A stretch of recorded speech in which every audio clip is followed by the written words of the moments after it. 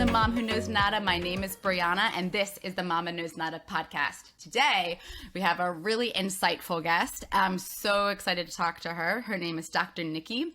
She is the founder and midwife of Faith, Hope, and Love Services, based and serving the Baltimore area.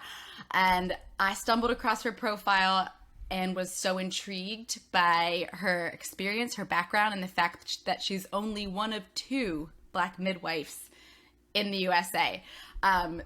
So we're going to dive in and hear all about her story. So Dr. Nikki, what made you want to be a midwife? I really felt a very strong push towards birthing babies very early on in my life. I heard my mom speak of her grandmother, who was the midwife for her town in Virginia, and the stories just sounded so awesome and cool. My mother was very squeamish about blood, so she, would leave that part out, but would tell me the cool stuff that her grandmother would, pack up and put in her bag and head out in the middle of the night. It was just really awesome. I thought it was cool, but I felt a pull, like a calling to it in college. So I became in the state of Maryland, you had to be a nurse first. I became a nurse with the intention of becoming a midwife soon thereafter. Started having kids, so I stayed a nurse for a while and then went to midwifery school after I was done, conceiving and all that stuff. And so I guess to answer your question, it's a pull. And you went all the way to get your doctorate. What was that part of the journey like? That seems intense. So I always knew that whatever field I went into, that I wanted to acquire the highest level of education in that field. And so really, I was just kind of waiting for a Doctor of Midwifery program to be initiated in the United States. And so basically, when I was in midwifery school, my school program director and other folks were really working hard to put it together and, just sort of ask the students, would anybody be interested in this? And I'm like, sign me up. But it never, it took several years for it to come together. And I believe I think it was about 7 years. Yeah, it was exactly 7 years after I graduated. They called me. One of the folks from the school called me and said, "Hey, we remembered that you wanted to jump into this doctoral program. Would you like to, apply?" And I did. I went through the application process, and it was intense because it is a doctoral program. So lots of requirements and lots of interviews and lots of writing, and just to get into the program. And so I did that and never looked back. Yeah, it was great experience. Going in, I had no idea the depth or the heaviness that would fall upon me, in a good way though, carrying this weight of being one. It's only 2 of us that have this doctorate in the United States that are Black. There are a total of 9 people now that have this discipline-specific doctorate, but only 2 of us are Black. So I just see this as a nod to midwifery in general that was started on the backs of Black women in this country. And I see it as a nod to my great-grandmother and many other grand midwives that came before me. So it's heavy. And then all the Black women now that are practicing, they're only 3%. We only make up 3% of the entire population of midwives in this country. So, and then there are 2 of us in that 3% that have a doctorate in midwifery. So, special but heavy, because it is a lot of heavy as the head that wears the crown, I guess they say. Yeah. Heavy is the crown. First of all, I think that's such a small pool in general to have,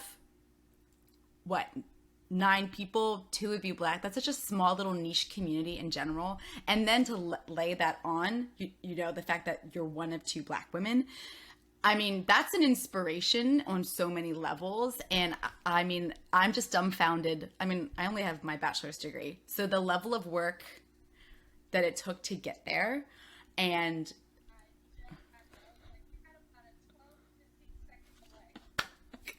all right. Sorry about the delay.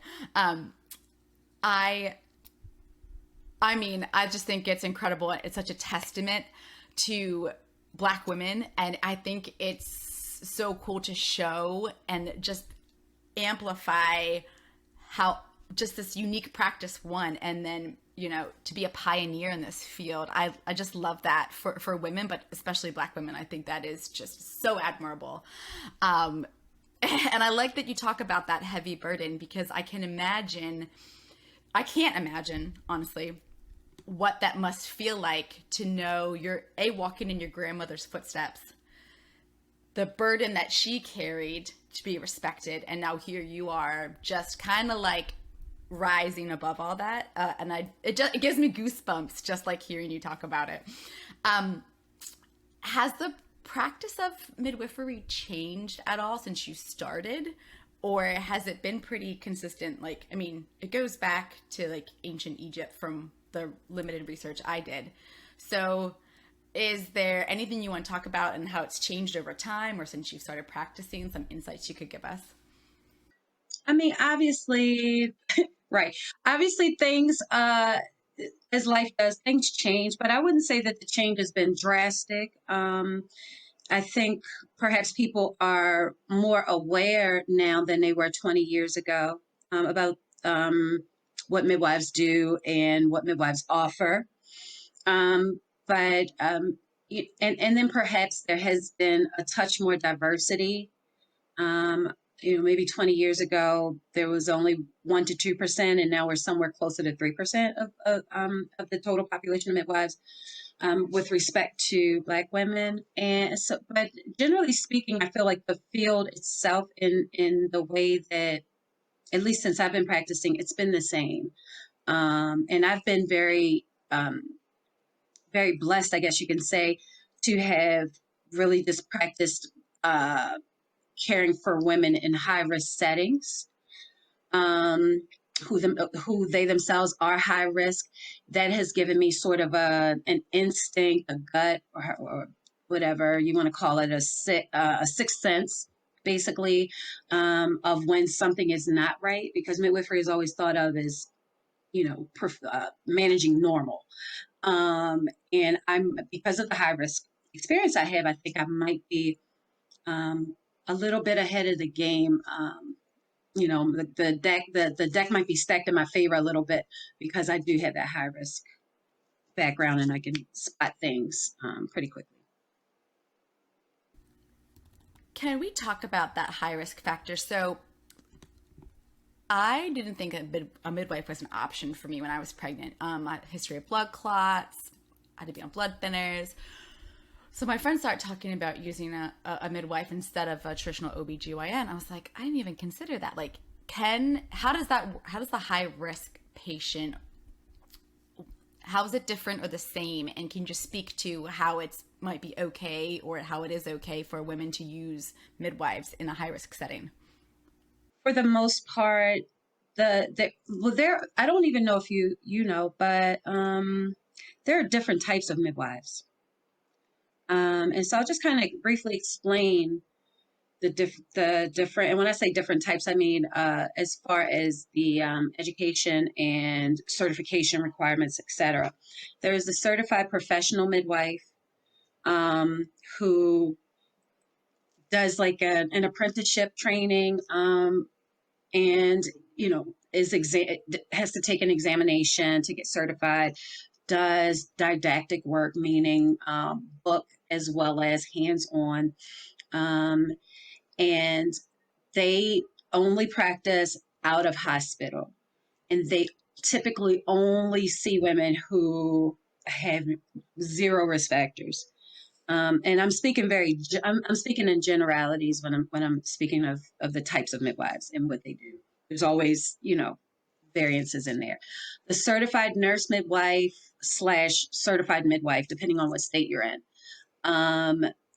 has a master's degree. That's a requirement. If you are in a state like Maryland, you have to have a bachelor's degree in nursing before going to midwifery school and before becoming a midwife. So, but with that, the certified midwife and certified nurse midwife can practice out of hospital, in hospital. They care for high and low risk women. And there is always a collaborative relationship that you have with a physician. So, you know, I might co-manage a high risk, a woman with blood clots. I would co-manage, I'm sorry, I'm still working technically.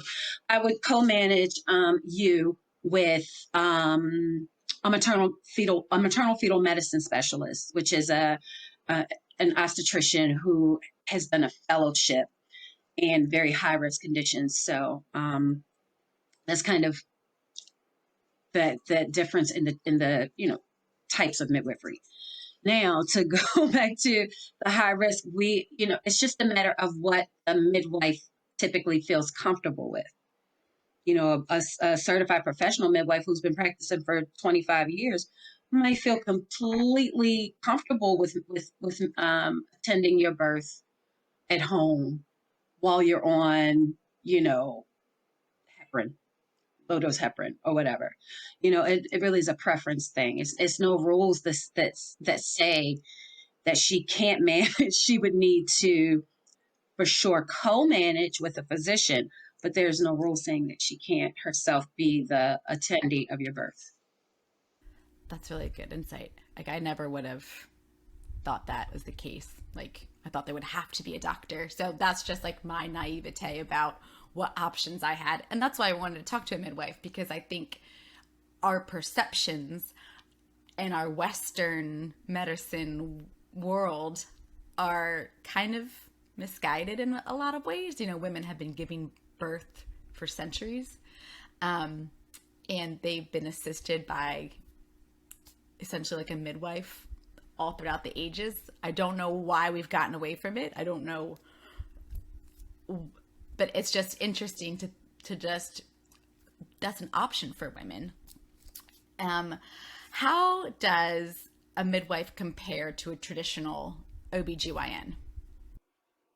We would need a whole nother podcast for me to, I said we would need a whole nother podcast session for me to explain to you why the field of midwifery and in birthing most babies in this country changed in the 1910s, 1920s to strictly OBGYNs and nurses. It was a complete whitewashing. I'd be happy to do this with you another week, and we could discuss that, because I think that's significant to mention, like what happened to the field of midwifery that we see in the book of Genesis is there, and again, my grandmother, the midwife for her entire town in Virginia and things like that. So what happened, throughout the course of history that made the change from midwives being a predominant attendee of birth to, labeled as dirty and unclean and this and that. So it's a whole story that we can go into. I love that you said that. I did, again, just a little bit of research. So, it's really interesting that what happened in the early 1900s and men took over, and let's be specific here, European, so white men took over and kind of kicked women who were the experts out of the delivery room. No offense. I'm obviously a white woman. I have a white father and my husband's white. I love white men. But you think you know a female's body better?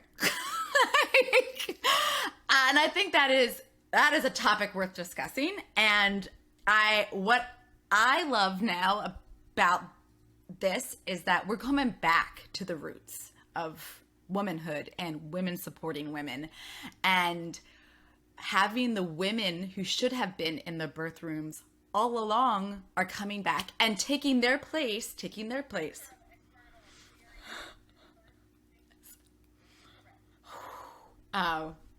Anyway, I think that is a great podcast for us to talk about, honestly.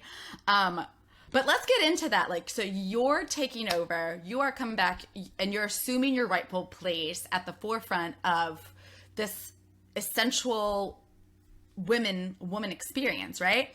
So it's really hard not to talk about the woman experience and not talk about how that experience is vastly different for all women.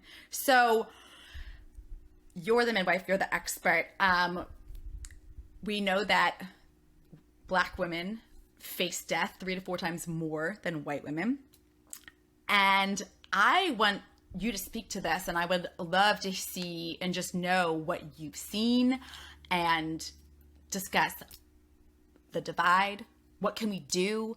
And can women like myself also advocate, or is it better for us to like listen and amplify? That's the thing I was thinking about this today. I'm like, we all need to self-advocate, and I think it's really important that we do that. But for somebody who knows the facts, and you're sitting here and you're like, okay, sure, I can hashtag and I can, like a meme, but like, how can I amplify that voice to advocate for change in this spectrum? Is that possible? So I would just love to let you go wild on that topic, please.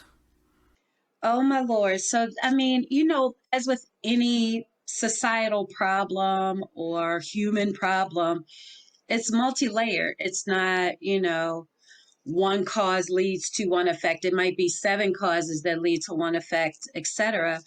And I provide, care for pregnant women as well as care for non-pregnant women. So I'm caring for women throughout the whole spectrum of life from 12 until death.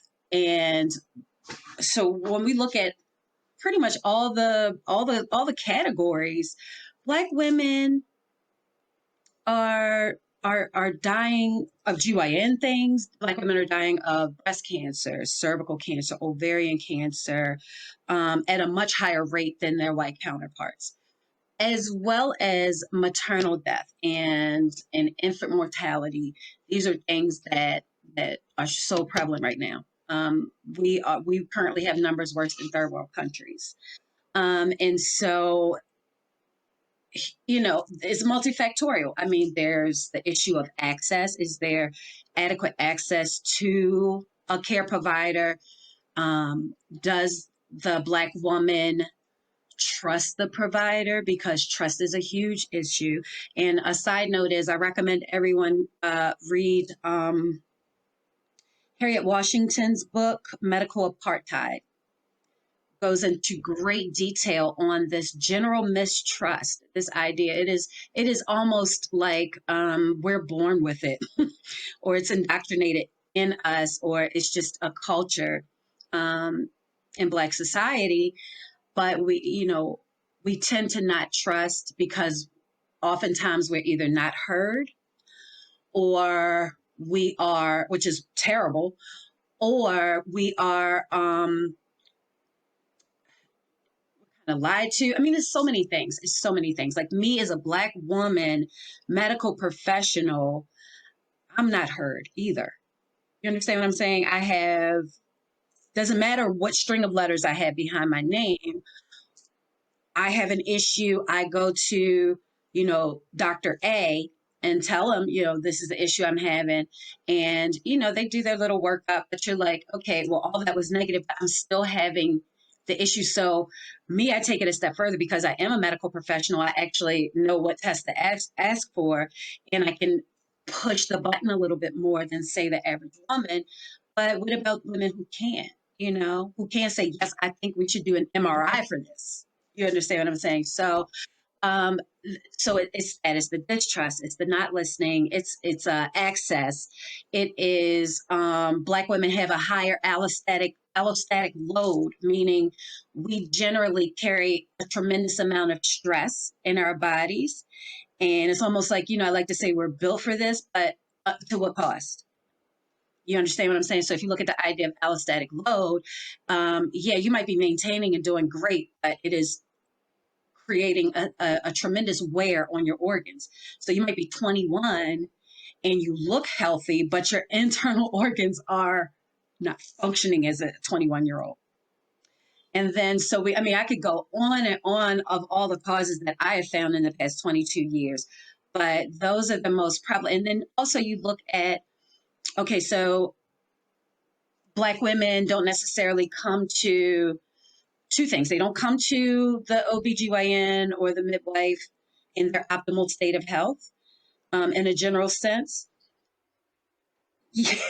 And they don't come always, before they get pregnant to get a preconception visit so that we can evaluate you and make sure you don't have any health conditions going into a pregnancy, and make sure you have an adequate store of, all the vitamins and minerals that you need in your body, and all these things. So, and again, that could point right directly back to what I was speaking of before, the access. Do they have a provider that they can go to? Are they listened to? I mean, it goes on and on. It goes on and on. Are you looked at differently because you have medical assistance and you're unmarried and you want a preconception visit? They tell you, oh, your insurance isn't going to cover that. Well, does that still stop you from counseling that woman on best practices? No. I mean, you just won't get paid for it, but isn't that the right thing to do? Right. So it's so many levels and layers that it's way deeper than an onion. It's so deep. And so I don't have the direct answer to how we can, fix this major problem of health racial disparities. Right. All we can do is keep the conversation going. And I'm a strong believer that if everybody gets in where you fit in, and we're all kind of on the same target, that's our goal. The plan may change, but our goal isn't. So our goal is to eradicate racial disparities. We might have to keep going down a different road and switching up. But if we're all in this together and all like-minded, I think we can, okay, well, I'll tackle the access issue because I'm creating a practice. And I'll tackle, a trust issue because I'm actually going to sit here and listen. So I'm going to do my part, right? And then you ask yourself, Brianna, what can you do? What can I do as a white woman? Well, I mean, your advocacy, your podcast, your getting the word out. It's a start. Everything has to start somewhere. You just can't let up. That's the problem. We start things and then we just kind of back off of it. No. That was awesome. And you touched on so many things, so I'm a tennis player, so I've always idolized Serena Williams, right? She's amazing to me in so many ways. But when she was pregnant and she had her blood clots with her daughter, and she was pretty open about that, I just wondered, and this is only since I've had my son, that I started thinking about this, because motherhood didn't affect me until I had my kid. So I didn't think about this stuff. And I just had an idea that I was like, if she wasn't Serena Williams, would our doctors have listened to her? And I think that is a really huge problem that that women face, but I would say particularly Black women. I grew up in Baltimore City, and there's these stereotypes, well, Black women are so loud, and I hope you're not offended when I say that, because I'm saying it for a point. It's maybe they're loud because no one's listening. I mean, we all have personalities, right? I have a big personality, right? People would call me ditzy or bubbly or whatever, and I would be loud, and that's okay.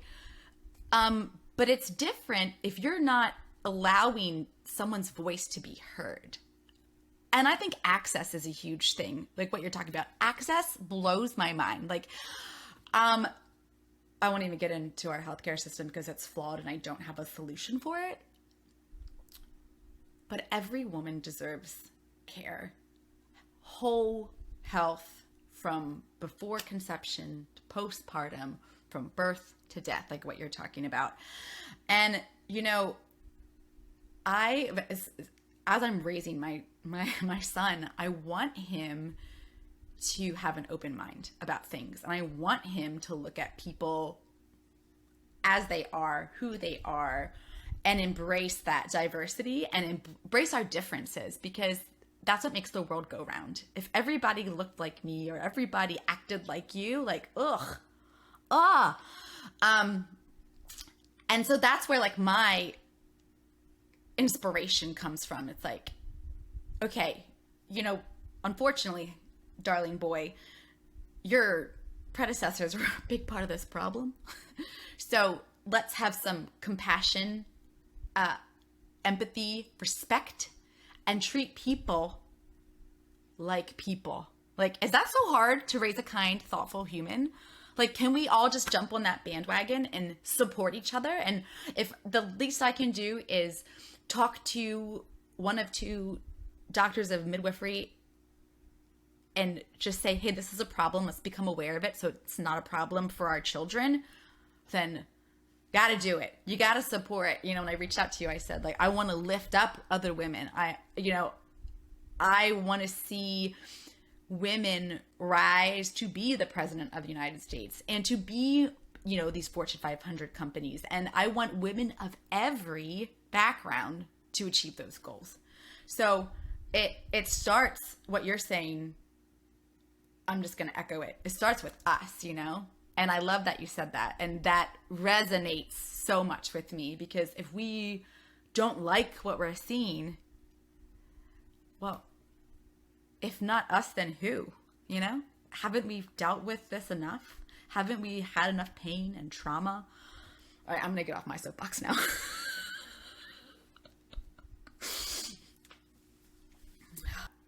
Sorry. Do you have anything else you'd like to add, or unsolicited advice for first-time moms or new moms?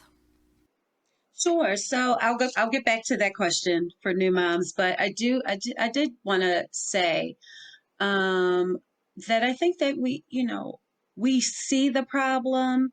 We know that it's wrong for Black women to die at a 41% higher rate of breast cancer than their white counterparts. We know these things. We see it. There are people doing research on it. There are people postulating, talking heads talking about it, people actually doing stuff. But what can the individual do? The individual can get the word out. It's a simple thing to even for shock value, make a social media post stating the facts. The 60% higher maternal mortality rate in this country for Black women, versus their white counterparts. And it's not that we want the white women to be 60% too, right? We want all of us to have a zero maternal mortality rate. So no, I think it's just important for all groups, particularly the ones that are being affected most by it, have to have their voice heard. And that's where I think my white sisters come in, because you can help us get the points out, get the talking points out, help us to make those connections with other women. And collectively, I believe women are so powerful that we probably, especially the millennial women, if I might add, we as a group, as a whole, women could eradicate at least this particular racial disparity, because I believe women are that powerful. And I believe once we get together, there's nothing that we can't do. Because we don't have that testosterone, no offense, men, but we don't have that testosterone that's kind of driving us to compete. You know what I mean? Like, we're trying to share, and love, typically. So I feel like now that we know what the issues are, and it's not a secret, and it's all everywhere, what are you going to do? That's what I ask everyone who's listening. What do you do? What can you do? Figure it out. But there's something that can be done. And then my advice for new moms, I could give you all the advice in the world, but I think the best advice that I got as a new mom: sleep when your baby sleeps. That was the most important advice, because I was going nuts. Like, every emotional thing that you can go through, not necessarily postpartum depression, but just every emotional thing that you can go to. Other than that, I went through it because I was fatigued. The kid wouldn't let me sleep, and I was trying to be super productive when he was asleep. It was very dumb. When I learned to sleep when he slept, and then, when he was awake, I'd do some things and I'd delegate some things. I was like, oh, I like this motherhood thing. Nice.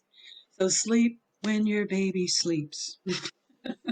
And find yourself a midwife that will be your friend like me. That's it. I love that. Find yourself a midwife. That's great. I think that's sound advice right there. But I think it is up to us, and I agree with you. I think women are so powerful. I believe that we are the catalysts for the change we want to see in the world, and we have to, use our power to change the status quo. That's what we have to do. And it's not, we know that there's issues like you're saying, and we just gotta, okay. And if that just means I need to amplify the voices around me, then 100%, that's what I'm gonna do. 100%. I'm a little jealous that you could sleep when your kid was sleeping, because I could not.